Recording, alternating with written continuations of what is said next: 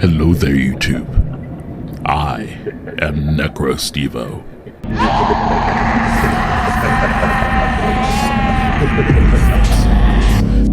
And it is time for week number 7 here in the Pokemon Premier League. Nope, it's week number 8. I don't know why I said 7. I said it confidently, didn't I?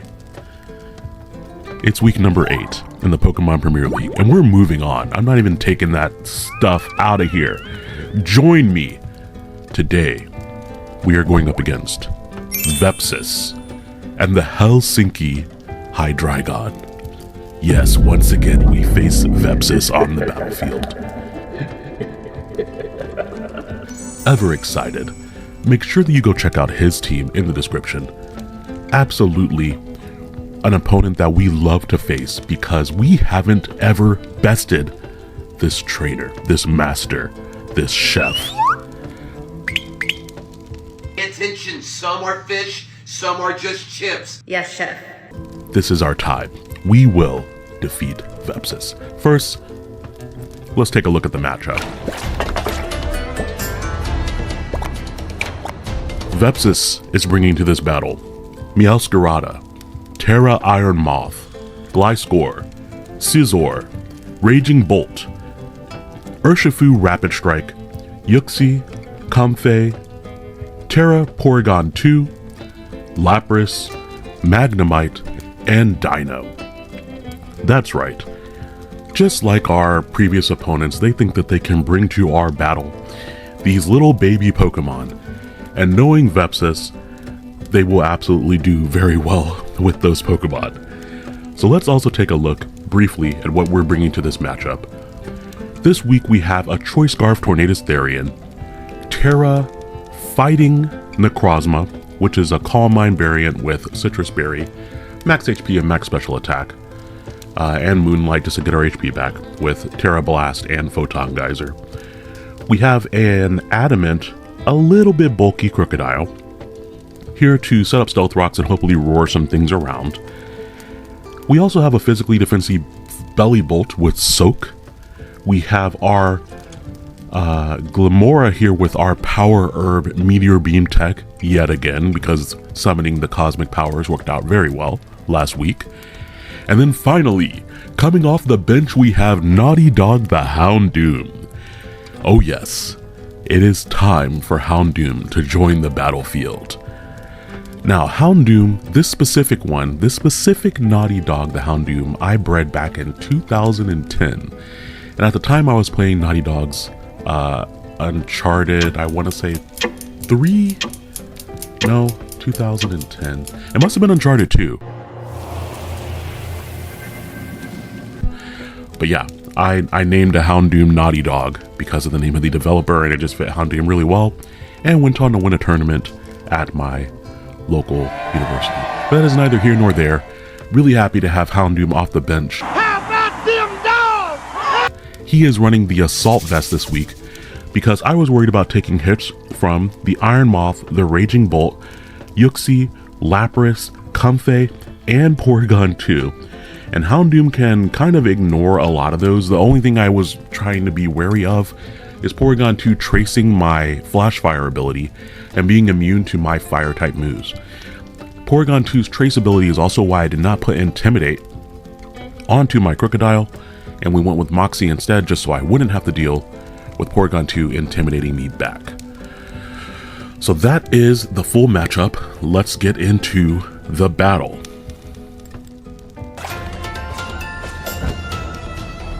Alrighty.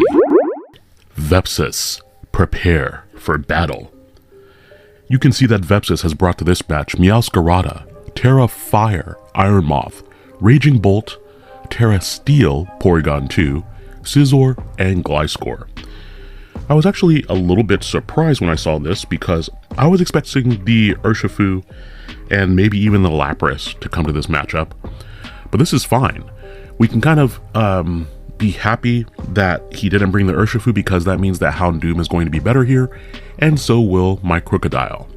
Game plan though is to get up entry hazards and hopefully face some things around to apply poison, And then hopefully finish things off with Tornadus being able to clean up with Scarf, Bleak Wind Storm, or even Air Slash here.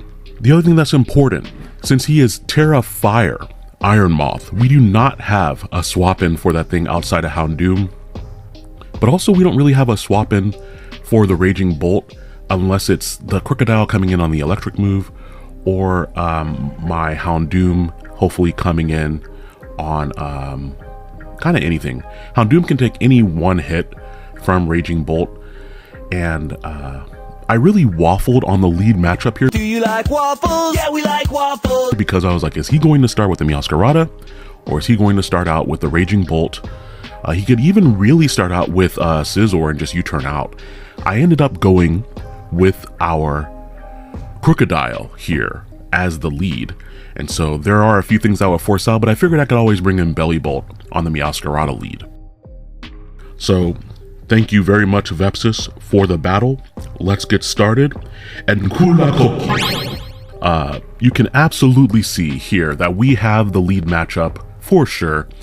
I could have just gone for Earthquake, but I figured he'd swap out, so I went for Knockoff first. And I was very happy to tag Gliscor swapping in, because that means that it will not get its Toxic Orb activated this battle. The other nice thing here is that I can set up my entry hazards for free. Now, if this is an offensive Gliscor, he can do some major damage to me, but I really just wanted to kind of get the Stealth Rocks up immediately so I could get information about what is heavy duty boots. I was surprised that I outsped the Gliscor. This specific Crocodile has enough speed for I think just his, for like a uninvested Yuxi. So that means that Gliscor is probably very bulky and doesn't have that much speed. He U-turns out, and that damage does indicate that he doesn't have that much attack investment, and brings in the Meowscarada. And Belly Bolt is 100% my swap into Meowscarada. If it does not have protective pads, he is risking static, he's going to get Rocky Helmet damage. I can get information immediately. When Meowscarada came in, it did take the Stealth Rock damage, so we know it's not heavy duty boots. And so this is primarily to scout to see if he has protective pads or something else. He goes for U-turn. Rocky Helmet does not do any damage, so we have confirmed that Meowscarada has protective pads, much like a football player.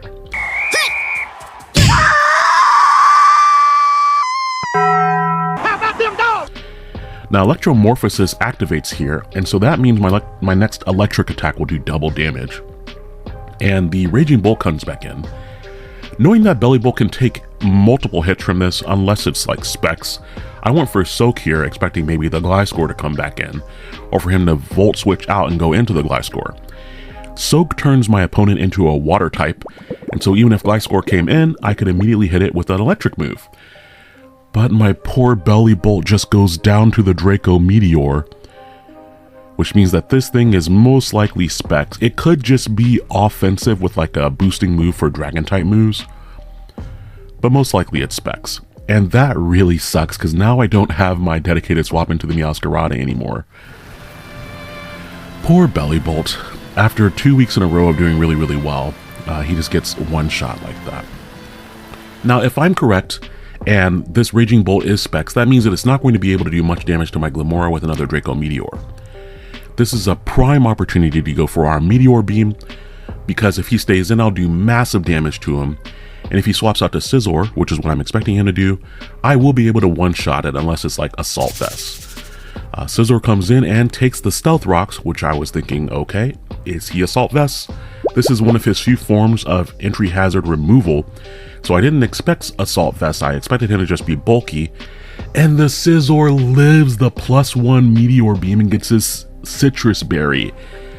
Highly unfortunate. I was definitely expecting to just KO the Scizor immediately, especially after it took rocks.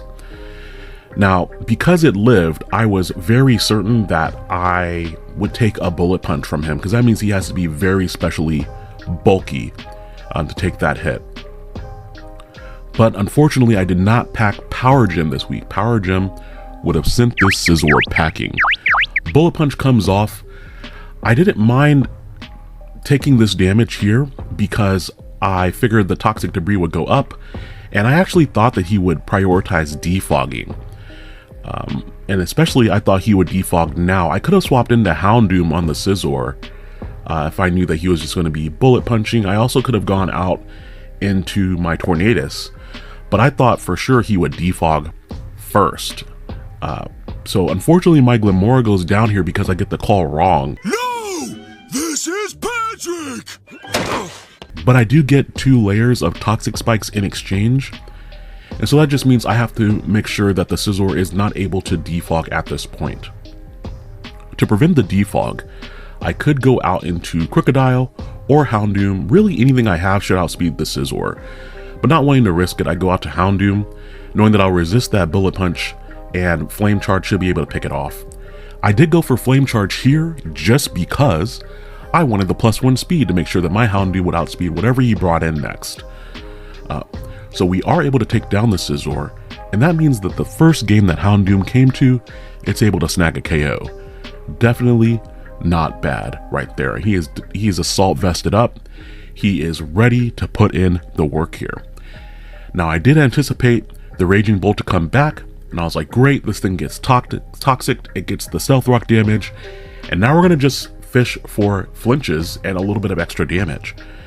I know that he can't KO me with anything, so we go for Dark Pulse, 1 flinch, and he takes a little bit of extra toxic damage, which is fantastic. I can totally go for another flinch here. Again, he can't KO me with anything, even if he is specs, because of my Assault Vest. So I was very comfortable taking this trade at this point, because I didn't want to bring in anything if he is specs here. He goes for a specs Thunderbolt, and he critical hits my Houndoom. No, naughty dog. You weren't a bad dog, you were just a little naughty. Alas, the first game that Houndoom comes to, he gets crit in. However, did you all see what happened there? The Raging Bolt went down too. It was a double down. Yes, ladies and gentlemen, a double down. Not under the best circumstances, but it's okay. Now, Iron Moth comes in at this point, and we see that it takes the Stealth Rocks, and it does not take a booster energy. So I was thinking that it was Scarf, because on a double down, most people tend to go into their fastest Pokemon, and that's why I went out to my Tornadus. I figured if you went out to Meowscarada, I could threaten it. If you went out to Iron Moth, even if he's Scarf, I would be faster. He goes for the Terra Fire here, and Bleak Wind Storm is not enough to KO him, but I was like, okay, even if he's Scarf, I'll live a Terra Fire Flamethrower, but it just one-shots me. And that indicates that the Iron Moth also has Spectacles. So he brought dual choice specs into me. Quick, Schnizzle, talk some sense into her. I was just trying to be hospitable. And my 2 remaining Pokemon at this point are my Crocodile, which is around half HP after that U-turn earlier, and a full health Necrozma. Necrozma can absolutely live the choice specs move here, but there's not much that I can do. I was really hoping that the way that since I went out to Necrozma, maybe he would be scared and swap out from man, if I had Dragon Dance here, that would have been so much better than having Calm Mind, because with the max HP, max attack even, I would have been able to take the hit and then outspeed it on the next turn. I went for Calm Mind here on the off chance that he tried to swap out, thinking that I would be Scarf or something like that, or something weird. But unfortunately, I don't have enough, I guess, kindling here for burning through this Iron Moth's flame. Enough already, I got it! It's just going to take out my Necrozma, and unfortunately that also means it's going to take out my Crocodile as well. So Vepsis, once again, you have bested me on the battlefield.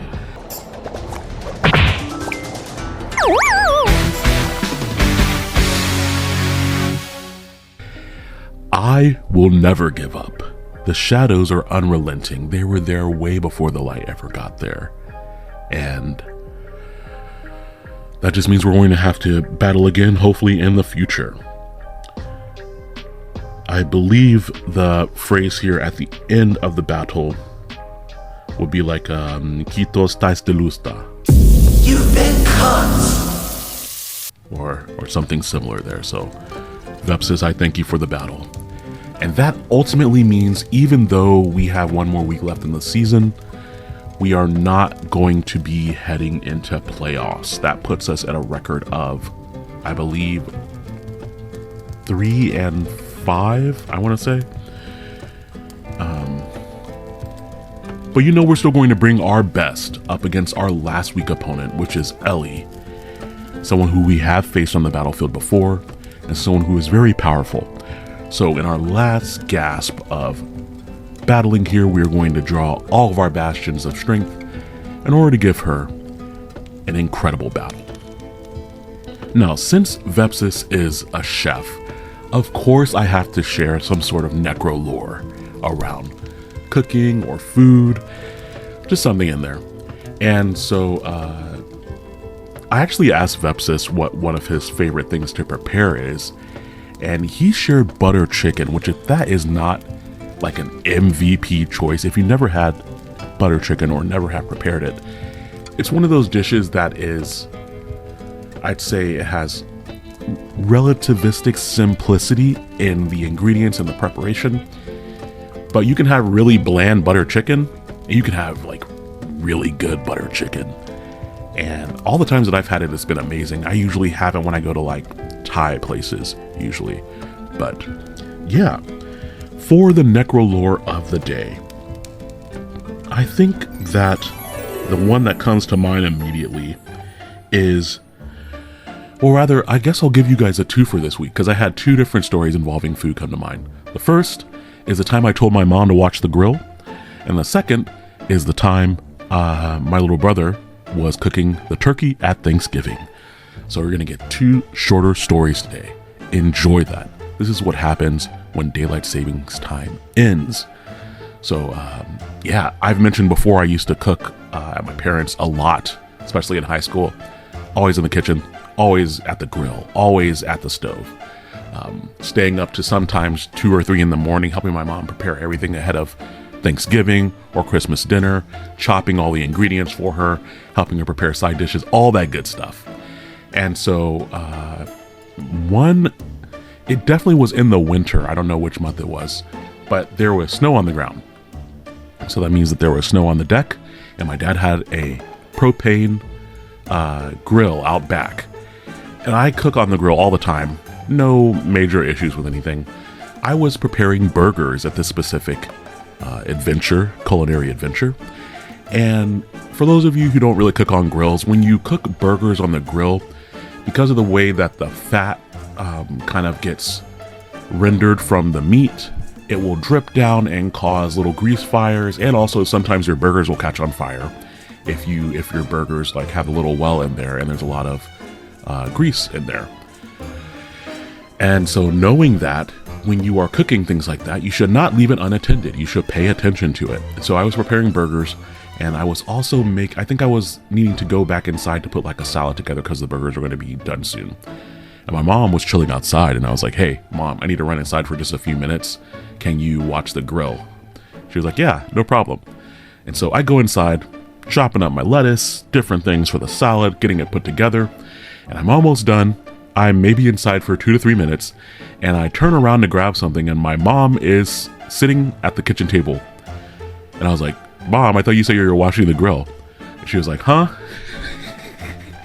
And I kid you not, with the comedic timing of just like Tom and Jerry, you can see a bright orange glow from the deck. And it's just like, this is why I asked you to watch it. You could have just closed the grill and it wouldn't have been a big deal. But now I have to put on my fire retardant suit and go out here and deal with the grease fire. If you ever are in that situation, do not throw water on a grease fire. And so I just went outside, and there was just flames pouring from the grill because I don't know. There was grease, there was flame. Fortunately, there was snow, so like the deck didn't get burned. But like I certainly melted a lot of the snow that day. Fortunately, all I had to do was shut the grill. But the comedic timing of if you're here and the grill's out there and I'm inside who's watching the grill? And then just like the immediate eruption of flames. Perfect comedic timing. And the burgers were delicious. Thank you very much. The other thing, speaking of fires, I was the one who was normally preparing the turkey for several years. My parents wanted me to swap to deep frying it for whatever reason. I guess because we're in America. I don't know. No issues with me deep frying the turkey. It turned out great. Whatever. Kind of there. One year, my dad wanted my brother to do it, probably because I was going to be going to college the next year. And so if I didn't come home for Thanksgiving or whatever, he wanted my brother to be able to know how to cook the turkey. And so I was showing my little brother how to cook the turkey. And I was like, it's very important that you pay attention and you keep it on this hook, because if it drops in there, it's very difficult to get out. And by the time you fish it out, the turkey will probably be burned just because of the boiling oil that is inside of the fry container. And it's just like a very deep metal pot. You put a flame underneath it, you fill the pot with oil, and then you lower the turkey into it. Meanwhile, the turkey is just like, you're probably wondering how I got into this situation. But the first part goes great. We dress the turkey, tie up the legs, all that good stuff, attach it to the hook, lower it in there, and I was like, great. Now all you have to do is just generally pay attention to it and make sure that it doesn't come off the hook. And so once again, I go do something else, thinking that I can leave a teenager alone with boiling oil and an open flame. And then I come back outside, my little brother is not there, and the hook from the turkey is no longer attached to the little hook on the arm. And so you can very clearly see just the rolling oily waves bubbling away. And it's like, yep, that turkey just fell down into that boiling oil.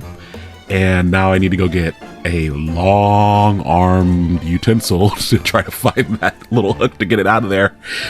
Yeah, so I went in and I tried grabbing some tongs at first. Of course, it's oil, so pinching or grabbing onto something, it's going to be too slippery. I don't know what I was thinking there. So I went back and I got like a long fork that you would use like if you wanted to skewer something. And so I just stabbed the turkey and try to pull it out, but it keeps sliding off. And so I'm like pushing the turkey up against the wall. And at this point, my dad comes over. He's like, "What are you doing? I thought your brother was doing the turkey." And I was like, "I'm just trying to make sure that there's no smoke, because I am pretty sure that this is going to be blamed on me for some reason. So I'm trying to salvage the turkey." Eventually, after many minutes of just like struggling with this turkey and pushing it up against the wall, while also trying not to tip over the oil, while also trying not to splash oil and set the oil on fire, I'm able to get the turkey hook back on it. But the side of the turkey that had fallen in and had touched the bottom of it was completely black. Just being in direct contact with the metal and the heating element, it was completely charred. So it looked like one half of the turkey was naughty for Christmas and the other half was on the good side. But fortunately, because we were able to pull I am the savior in this situation. I was able to pull it up that quickly. It was just like the outer layer, the skin of the turkey. And so after removing that with our electric turkey carving knife, the turkey underneath was actually pretty good. It was a little bit more well cooked on that side underneath, but it was not dry. And that means it was a happy ending, because no one likes a dry turkey. So Thanksgiving's coming up. I do have other Thanksgiving stories, so if you all want more Thanksgiving stories from NecroLore, even though we might not have more PPL battles, please let me know, because I don't know why I always end up in the situations where I get stories out of things like that. But you know, if you all are entertained, then it's absolutely worth it. Thank you all for staying for the NecroLore.